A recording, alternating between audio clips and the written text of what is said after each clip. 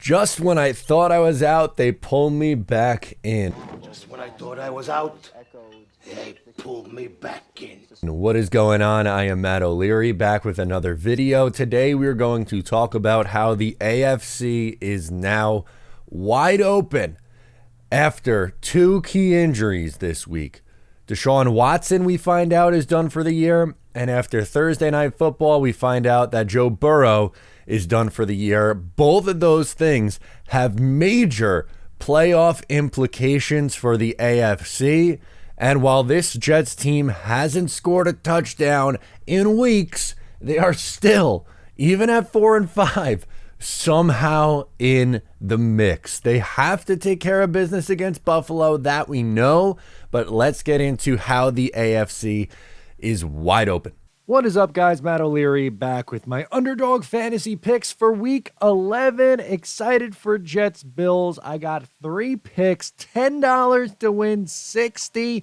If you make a deposit and sign up using my link, they will match your deposit with a 100% match deposit bonus up to $100. All right, let's roll into it.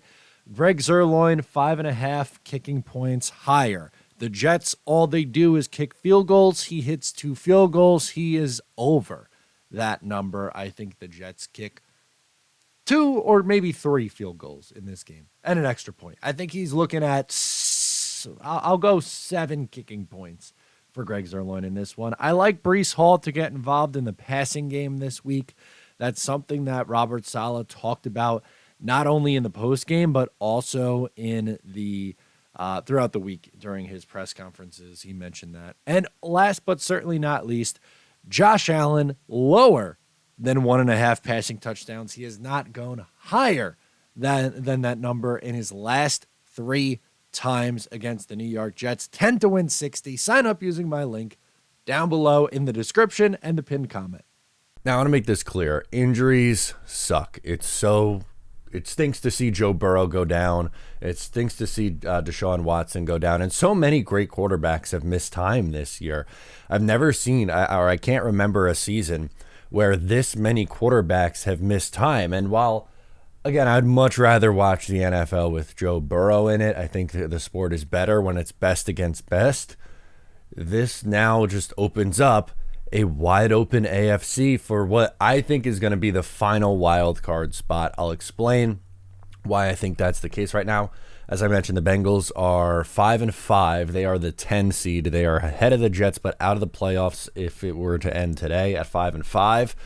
And I don't know if this Bengals team is going to hold on without Joe Burrow. I think that's a really big drop-off. Losing Joe and that offense, that I don't know if they have the elite level defense to hold on. They obviously have, a great skill position unit, but that's going to be a really big drop off. I think they're going to fall out of it. As for Deshaun Watson and the Browns, kind of similar to the Jets, right? They have an amazing defense. They've won games with their backup already this year, but right now they're 6-3 and the 6th seed. So I think, obviously, they're not the same caliber of team with Watson and without Watson, but because of how good that defense is, they are going to stay relevant and stay in the mix. Now, in my personal opinion, now it could change. NFL is a week-to-week, league, but the 2 teams who are currently in a wild card spot, if the season were to end today, I don't see going anywhere, and that is the Pittsburgh Steelers and the Houston Texans for 2 different reasons. Number one, the Steelers, similar to the New York Jets, play great defense and their offense stinks, but their coach is amazing. They are 6-3. They play the Browns this week. I think they can get a win at that point, and it would be very, very difficult to see them falling off after that. Now, for the Texans, they are a fun squad. They are, right? And I know the Jets are going to be playing them later this year, and the Jets are fighting for a playoff spot with the Texans, but I don't see them going anywhere because of how good their quarterback is. That's what a good quarterback can do, and is elevate the rest of your unit.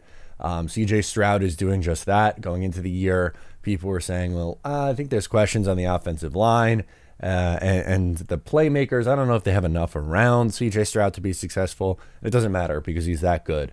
I don't see them going anywhere. But You have the Browns, who I mentioned, who are 6-3 in the 6th seed right now. The Colts at 5-5, the Raiders at 5-5, the Chargers at 4-5, all ahead of the New York Jets. And the Chargers are playing the Packers this week. That's a game that the Chargers probably should win, but the Chargers are another weird team. They put up a bunch of points, but they lose tight games so often. The Raiders had a nice, back-to-back nice wins. Tough matchup going up against Miami now this week. Colts are on the bye. I don't know if I buy the Colts being a true playoff contender. I mean, maybe. And then the two teams that I really haven't mentioned yet, the Bills and the Bengals both have 5-5. I think those two teams are going to end up on the outside looking in, which is so strange because, before the season, those are two teams that almost everyone had in their predictions to make the playoffs. I know I predicted the Bengals and the Bills to win their divisions.